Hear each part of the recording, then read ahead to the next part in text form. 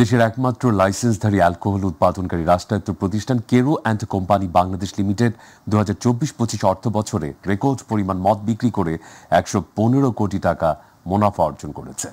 ব্যবস্থাপনা পরিচালক রাব্বিক হাসানের গতিশীল নেতৃত্বে প্রতিষ্ঠানটি বিগত 32 বছরের মধ্যে সর্বোচ্চ লাভের মুখ দেখেছে। দর্শনায় অবস্থিত কেরো অ্যান্ড কোম্পানি 1938 সালে যাত্রা শুরু করে এবং 1971 সালে স্বাধীনতার পর জাতীয়করণ হয়।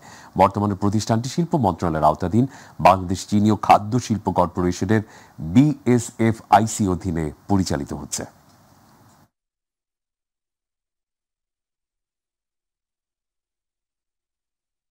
আগে ড্রাম দিত, এখন বর্তমানে বোতলজাত হচ্ছে, লাভজনক আরো বেশি হবে বলে এমনটাই আশা করছি। এই অঞ্চলের মানুষের অর্থনৈতিক যে চালিকা শক্তি আমাদের এই অঞ্চলে, সেটা আমরা মনে করি কেরো অ্যান্ড কোম্পানিকে ঘিরেই এই অর্থনৈতিক অবকাঠামো পরিচালিত হয় এই অঞ্চলে। ফুড গ্রেড PET বোতলে করে বাজারজাতকরণ করছি এবং এখান থেকে আমরা আশা করতেছি যে কেরো অ্যান্ড কোম্পানি অনেক লাভবান হবে।